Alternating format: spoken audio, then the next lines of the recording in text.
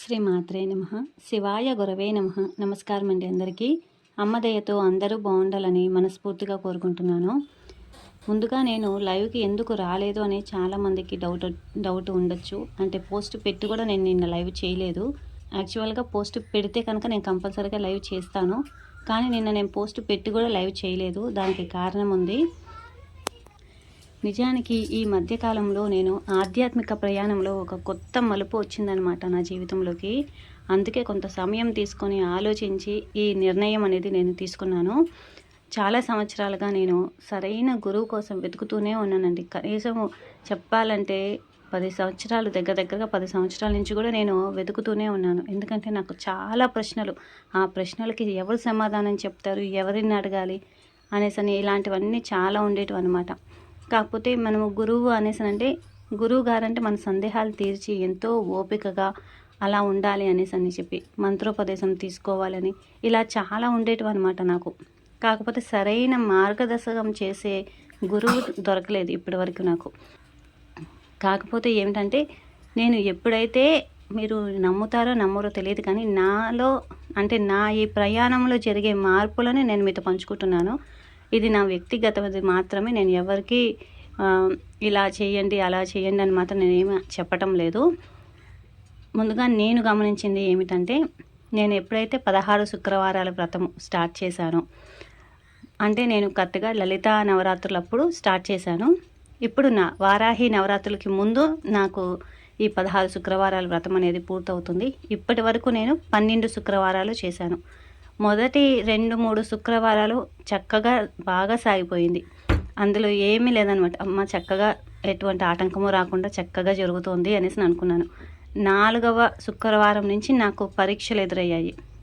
మనము ఒక ఆధ్యాత్మికంగా ముందుకు వెళ్ళాలి అంటే ఎన్ని రకాలుగా మనల్ని పరీక్షిస్తుందంటే అమ్మ, వాటిని తట్టుకొని మనము నిలబడగలగాలి.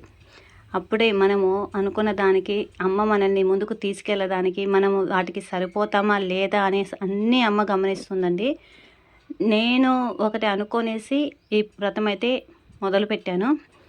కాకపోతే అందులో ఇన్ని అడ్డంకులు, ఇన్ని ఎదురు దెబ్బలు, ఇన్ని పరీక్షలు ఉంటాయి అనేసి నేను అసలు అనుకోలేదు. కాకపోతే నాకు ఎట్లయినా కానివ్వండి, కానీ ఒక్క శుక్రవారం కూడా నన్ను మిస్ అయ్యేటట్టుగా మాత్రం అమ్మ నన్ను ఎప్పుడు చేయలేదు. నేను ఎప్పుడు పొద్దున పూటే నేను దీపారాధన చేసుకుని వ్రతం అనేది చేసుకుంటూ వచ్చాను. 4వ శుక్రవారం నుంచి అనమాట. 4వ శుక్రవారం ఇంట్లో బంధువులు ఉన్నారు. సరే ఇప్పుడు చేద్దామా సాయంత్రం చేద్దామా, ఇదొక ప్రశ్న, ఇదొకటి అనమాట నాకు మనసులో ఆ రోజు. సరే ఏదైతే అదైంది, లేట్ అయితే కూడా అయ్యింది, పొద్దునే చేసేద్దాము అనుకుని మొదలు పెట్టేశాను. ఆ రోజుకి చేసేసాను. 5వ శుక్రవారం, 5వ శుక్రవారానికి ముందు గురువారం రోజున హెల్త్ అస్సలు బాగోలేదు. అంటే రేపు నేను అసలు పూజ చేయగలగనా అనేది కూడా నాకు డౌట్గా ఉండిపోయింది అనమాట. అంత ఇదిగా అయినా కానీ మరుసటి రోజుకి ఆ టైంకి లేచి కొంచెం అటు ఇటుగా కానీ నేను పూజ అనేది పూర్తి చేసుకున్నాను. శుక్రవారం దాటితే మళ్ళీ శనివారం నుంచి ఆరోగ్యం బాగానే ఉంది. శుక్రవారానికి ముందు ఆరోగ్యం బాగోలేదు, పూజ అయిన తర్వాత మళ్ళీ ఆరోగ్యం బాగానే ఉందన్నమాట. ఇలా ప్రతి శుక్రవారం అండి ఏదో ఒకటి అనమాట. నువ్వు పూజ చేస్తావా, నువ్వు ఈ వ్రతం కంప్లీట్ చేస్తావా, ఈ శుక్రవారం నువ్వు పూర్తి చేస్తావా అనే క్వశ్చన్ అనమాట నాకు. ఎలాగైతే ఏంటి, అమ్మ అయితే నన్ను చెయ్యి పట్టుకొని ఈ 12 శుక్రవారాలు కూడా చక్కగా పూర్తి చేయించింది. ప్రతి శుక్రవారం దాటే కొద్దీ నాకు కొన్ని సమస్యలు ఎదురవుతున్నాయి. నేను కొన్ని వాటి నుంచి నేర్చుకుంటూ వస్తున్నాను. ఇప్పుడు నేను ఒక ఆధ్యాత్మికంగా ఒక అడుగు ముందుకు వేయడానికి నాకు ఒక దారి అనేది అమ్మ నాకు చూపించిందనమాట. అంటే ఇంకా ఆధ్యాత్మిక సాధనలో ముందుకు వెళ్ళడానికి నాకు ఒక మార్గదర్శకం అనేది చూపించింది. ఇప్పుడు నేను ఈ వీడియోలో ఏం చెప్పబోతున్నానంటే, మనకి నెక్స్ట్ వచ్చే వీడియోస్ నుంచి నేను తీసుకున్న నిర్ణయం అయితే, మనం సాధన చేస్తున్నాం, ప్రతి నామాన్ని ఎలా పలకాలనేది నేర్చుకుంటున్నాం, నామావళిలో ఎలా చెప్పాలి అనేది నేర్చుకుంటున్నాం. కాకపోతే ఇక మీదట నుండి అర్థం అనేది నేను చెప్పడం లేదండి. అంటే అర్థం అనేది నేను చెప్పడం లేదు అనేసి అనడానికి కారణము, అది వద్దు, అర్థం వరకు వెళ్ళొద్దు అనేసి అని చెప్పి నాకు వచ్చిన సూచనలు అన్నమాట. అందుకనేసని నేను నెక్స్ట్ నుంచి వచ్చే వీడియోస్లో నేను అర్థం అనేది చెప్పడం లేదు. నామం ఎలా పలుకుతాము, తప్పులు లేకుండా ఎలా నేర్చుకోవాలి, నామావళిలో ఎలా నేర్చుకోవాలి, మనము ఆ నామాన్ని సాధన ఎలా చేసుకోవాలి, ఇదే అండి నెక్స్ట్ నుంచి వచ్చే వీడియోస్లో. ఇంకొకటి వచ్చేసి, ఈ సాధనలో నేను ప్రతిసారి నాకు జరిగిన మార్పులు, నాకు కలిగిన అనుభూతులు అన్నీ కూడా నేను మీతో పంచుకోవడం అయితే జరుగుతుంది. ఇంకా నేను ముందుకు వెళ్ళాలి, ఇంకా ఎన్నో తెలుసుకోవాలి, మీతో పంచుకోవాలి అనేసి నాకు అనిపిస్తుంది. ఇంకోటి ఏమంటే, నేను సాధన కూడా ఇప్పటి వరకు నేను పూజలు చేశాను, వ్రతాలు చేశాను, అన్నీ చేస్తూ వచ్చాను. నిత్య దీపారాధన చేసుకుంటున్నాను, అమ్మ నామస్మరణ చేసుకుంటున్నాను. ఇప్పుడు దీని నుంచి ఇంకొక స్టెప్పు వేస్తున్నాను అనమాట. అంటే అది సాధన అంటే మనల్ని మనము తెలుసుకునే సాధన అనమాట. మరి ఈ ప్రయాణంలో నన్ను ఇంకెంత దూరం తీసుకెళ్తుందో అమ్మ నాకైతే తెలియదు. కాకపోతే ప్రతి అనుభవము నాకు వచ్చింటివి చెప్పగలను అనేటివి నేను మీతో షేర్ చేసుకుంటాను. మీలో ఎవరైనా నామస్మరణ చేస్తూ చక్కగా ఇంకొంచెం ముందుకు వెళ్ళగలిగితే చాలా చాలా సంతోషిస్తానండి. నేను డైలీ నామము సాధన చేయడానికి కానీ, ఈ నామాలు తప్పులు లేకుండా ఎలా పలకాలో కొంచెం సాధన చేసుకోవడం ద్వారా కానీ, ఏంటి అంటే మనలో జరిగేటిది, నేను లలితా సహస్రనామం స్టార్ట్ చేసిన దగ్గర నుంచి కూడా నేను గమనిస్తూనే వస్తున్నాను.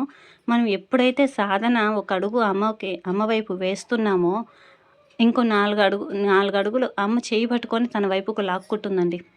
ఇది మాత్రం ఖచ్చితంగా నిజము. ఇది నేను గమనిస్తూ వస్తున్నది కూడా. నా అనుభవపూర్వకంగానే నేను చెబుతున్నాను. ఎంత అద్భుతంగా ఉంటుందంటే అమ్మతో ప్రయాణము. మనకి అప్పుడే ఏం తెలియదు. కాకపోతే మనకి మనసులో అంత బాధ ఇవన్నీ కూడా ఉండదన్నమాట. ఒక్క నెల క్రితం కూడా నేను కొన్ని విషయాల్లో చాలా బాధపడిన రోజులు కూడా ఉన్నాయి. ఎందుకు ఏంటి అనేసి అని చెప్పి. కాకపోతే ఈ 2-3 రోజులుగా మాత్రం నేను గమనిస్తుంది, జీవితంలో ప్రతి విషయాన్ని మనసుకి తీసుకుంటేనే బాధ కలుగుతుంది, మనసుకు తీసుకుంటేనే దుఃఖం ఉంటుంది, మనసుకు తీసుకుంటేనే సంతోషం ఉంటుంది అనేసని. అందుకని క్రమంగా వాటిని వదిలేయడం కూడా ఒక సాధనే అని కూడా నేను ఇప్పుడు నేర్చుకుంటున్నాను. ఆ విషయము నిజంగానే ఇందులో చెప్పడం సులభమే, కానీ దాని ఆచరణలో పెట్టడం మాత్రము కొంచెం కష్టతరమనే చెప్పాలి. కానీ ప్రతిదీ మనం మనసుకి తీసుకోకూడదు అనేసి కూడా మనము గమనించాలి. దీనికి ఒక కథ నేను ఎప్పుడో విన్నాను. అది యూట్యూబ్లో విన్నాను, సోషల్ మీడియాలో విన్నానో నాకు తెలియదు. కాకపోతే నాకు ఇప్పటికీ అది మాత్రం గుర్తుందనమాట. అదే ఇప్పుడు మామూలుగా కొంతమంది యోగులు ఉంటారు కదా, భిక్షాటన చేసుకొని వాళ్ళు ఆ రోజు ఆ దినచర్య ముగించుకోవడానికి, అంటే వాళ్ళు వండుకోరు, ఏం చేయరన్నమాట. గృహస్థుల దగ్గరికి వెళ్ళేసి భిక్షాటన తీసుకునేసి ఆ రోజుకి వాళ్ళ ఆహారం తీసుకుంటారు. ఆ విధంగా ఆయన ఒక ఇంటికి వెళ్ళాడనమాట. అలా వెళ్తూ ఒక ఇంటి దగ్గరికి వెళ్ళారు. ఆ ఇంటి దగ్గర ఒక గొడవ జరిగింది. వాళ్ళ ఇంట్లో ఒక గొడవ జరిగింది. అయితే ఈయన వెళ్ళేసి బయట ఒక ఆమె కూర్చొని ఉంటే ఆ ఇంటి ముందు, తల్లి భిక్షాం దేహి అనేసి అడిగారు. ఆమె బాగా తిట్టేసింది అనమాట. లేదు అనేసి అని చెప్పేసి తిట్టేసింది. మళ్ళీ భిక్షాం దేహి అనేసి మళ్ళీ తిట్టింది. మళ్ళీ అడిగాడంట, మళ్ళీ తిట్టింది. ఇంక సర్లే అనేసి ఆయన ముందుకు వెళ్ళిపోతుంటే ఈమెకి డౌట్ వచ్చింది. ఏమని, నేను ఎన్నిసార్లు తిడుతున్నా కానీ, ఇన్నిసార్లు కోప్పడుతున్నా కానీ ఆయన ఒక్క మాట నన్ను ఏమీ అనలేదు, ఏమి చేయలేదు. అసలు ఆయనకి కోపం రాదా? నేను కొంచెం సేపు ముందే ఇంట్లో ఇంత గొడవ పడ్డాను, నాకు ఇంత కోపం వచ్చింది అనేసనంటే, మళ్ళీ వెంటనే ఆయన దగ్గరికి, ఆయన ఎక్కడున్నారో చూసి వెళ్తూ ఉంటే ఆయన దగ్గరికి వెళ్ళి అడిగిందంట. ఏమని, నేను ఇన్నిసార్లు మిమ్మల్ని ఇట్లా అవమానించానే, ఇలా తిట్టానే, మీకు కోపం రాలేదా అనేసి అడిగిందంట. అప్పుడు ఆయన చెప్పిన సమాధానము, అమ్మ నువ్వు చెప్పేటివి, నువ్వు తిట్టేటివి ఏది నేను తీసుకోలేదు, అంటే నేను నా మనసుకు స్వీకరించలేదు, కాబట్టి నాకు వాటి గురించి బాధ లేదు. నువ్వేమన్నావో బాధ లేదు. నేను దాన్ని స్వీకరిస్తే కదా నాకు బాధ కలుగుతుంది. నేను వాటిని తీసుకోకపోతే అవి నీ దగ్గరే ఉంటాయి, కాబట్టి నాకేం బాధ లేదు. నువ్వన్నింటివి నీ దగ్గరే ఉన్నాయి తల్లి అనేసి అని చెప్పేసి వెళ్ళిపోయారంట. ఈ విషయాన్ని నేను ఈ 2-3 రోజులుగా కానివ్వండి, ఈ ప్రయాణంలో నేను తెలుసుకునేటిది, ప్రతిదీ మనసుకి తీసుకుంటేనే బాధ కలుగుతుంది అనేది మాత్రము నేను అనుభవపూర్వకంగా, అప్పుడు కథ ద్వారా అలా తెలుసుకున్నాను, ఇప్పుడు అనుభవపూర్వకంగా నేను తెలుసుకున్నాను, నేర్చుకుంటున్నాను అనమాట. అందుకనేసే మీతో కూడా నేను చెప్పేది ఏమిటంటే, మీకు ఇప్పుడు చదవడం రాకపోవచ్చు, అంటే అందరి గురించి నేను చెప్పట్లేదు, రాని వారి గురించి చెబుతున్నాను. ఫస్ట్‌లో నాకు రాదు. కాకపోతే నేను నేర్చుకుంటూ ఉన్నాను. ఇప్పటికీ నేను నేర్చుకుంటూనే ఉంటానండి. ప్రతి విషయంలోనూ నేను నేర్చుకుంటూనే ఉంటాను. అది సరి చేసుకోగలను అనేసి అనుకుంటే గనక నన్ను నేను సరి చేసుకుంటాను. మార్చుకోవటానికి కూడా నేను ఎప్పటికప్పుడు సిద్ధంగానే ఉంటాను.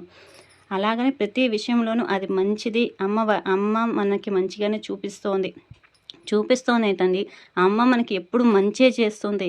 మనమే అది కావాలి, ఇది కావాలి, ఏంటేంటో పెట్టేసుకునేసి అలా అనుకుంటామే తప్ప మనకన్నా అమ్మకే బాగా తెలుసండి. మనకి ఎప్పుడు ఏది ఇవ్వాలి, ఎప్పుడు ఏమి చేయాలి, ఎప్పుడు ఎలా ఉండాలి, ఎవరితో పరిచయం ఉండాలి, ఎంతకాలం పరిచయం ఉండాలి, ఈ ఈ ప్రయాణం వీళ్ళతో ఇంతవరకు చాలు, ఇవన్నీ కూడా మనకి అమ్మనే చూపిస్తోంది. అమ్మకే బాగా తెలుసు. మీరు ఏంటంటే నమ్మకం ఉండాలి. ముందు శ్రద్ధ ఉండాలి. అమ్మ పైన నమ్మకం ఉండాలి. మనం చేసే పని మీద శ్రద్ధ ఉండాలి. ఇవి మెయిన్. నేను ఎప్పుడైతే లలితానామాలు రాయడం మొదలుపెట్టానో, ఇంకో నలుగురికి రాయమని చెప్పడం మొదలుపెట్టానో, అప్పటి నుంచి నేను ప్రతిరోజు కానీ, ప్రతి విషయంలోనూ కానీ మార్పు అనేది నేను గమనిస్తూనే ఉన్నాను. అది ఎలా చెప్పాలో కూడా నాకు అర్థం కావట్లేదు. ముందు నేను చెప్పగలనేమో, అంటే నేను అనుకున్న విధంగా, నేను మనసులో అనుభూతి చెందే విధంగా మీతో చెప్పగలనేమో.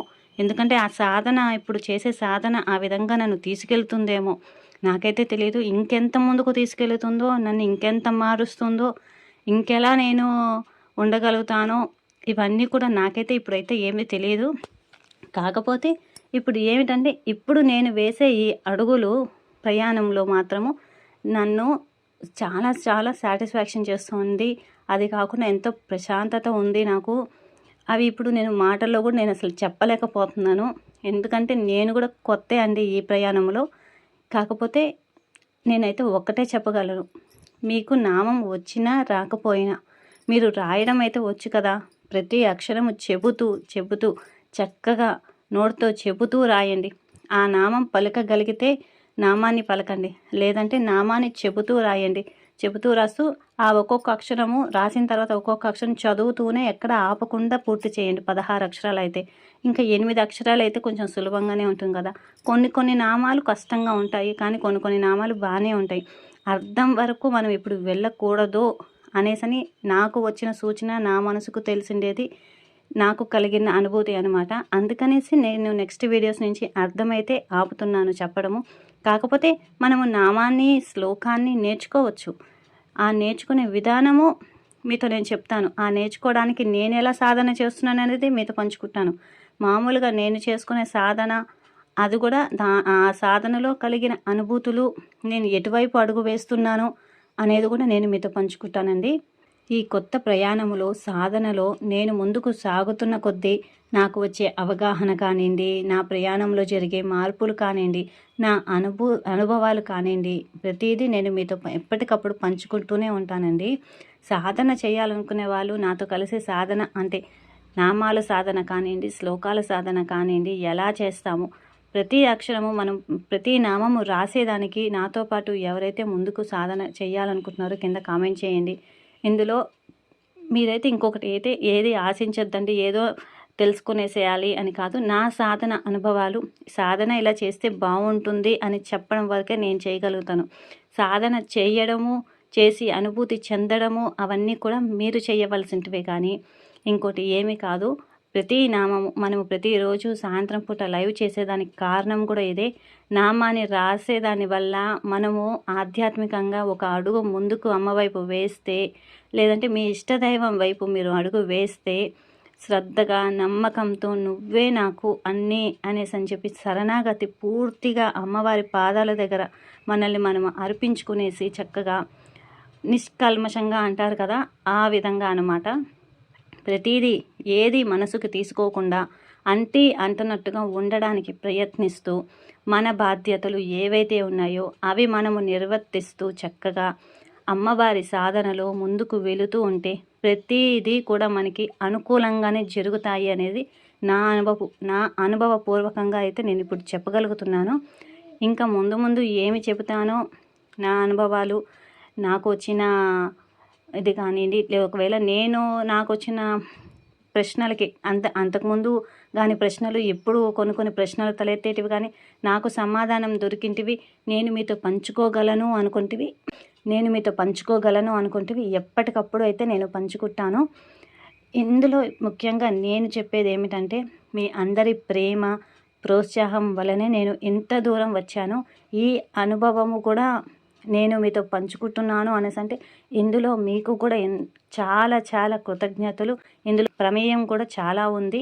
ఎందుకంటే మీరు వీడియోస్ చూసి నన్ను ప్రోత్సహిస్తూ ముందుకు సాగుతున్న దాని వల్లనే నేను ప్రతిరోజు వీడియో చేయగలుగుతున్నాను. మీరు చూస్తున్నారు అని నాకు ఒక బాధ్యతగా నేను ఆ వీడియో చేయడం జరుగుతుంది. అలా చేయడం ద్వారానే నేను ఇంకా కొంచెం ఒక 2-3 అడుగులు ముందుకు వేస్తున్నాను.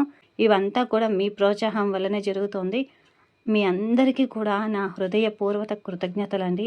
అలాగే నా ఈ ఆధ్యాత్మిక ప్రయాణంలో నాకు అండగా నిలిచిన మా కుటుంబానికి, ముఖ్యంగా నా భర్తకు ఎప్పుడు తోడుంటారండి. ప్రతి విషయంలోనూ తోడుంటారు. నా భర్తకు కూడా కృతజ్ఞత చెప్పుకుంటున్నాను. ముఖ్యంగా నన్ను ఇంత దూరము ఇంత ముందుకు తీసుకెళుతూ నన్ను సరైన మార్గంలో నడిపిస్తున్నందుకు అమ్మకి మాత్రం కోటి కోటి కోటి కోటి ధన్యవాదాలండి. ఎంత చెప్పినా కూడా తక్కువే అమ్మకి. నిరంతరము నన్ను ఇలా మంచి మార్గంలో ఎప్పుడు నడిపిస్తూ ఉండమని చెప్పేసి అమ్మని మనస్ఫూర్తిగా కోరుకుంటున్నానండి. చివరిగా ఈ కొత్త ప్రయాణం నన్ను ఎక్కడికి తీసుకెళ్తుందో నాకైతే తెలియదు. కానీ అమ్మ అనుగ్రహంతో, గురువుల మార్గదర్శకంతో, మీ అందరి ఆశీస్సులతో ముందుకు సాగాలని కోరుకుంటున్నాను. శ్రీమాత్రే నమః. శివాయ గురవే నమః. సర్వం శ్రీ లలితార్పణమస్తు.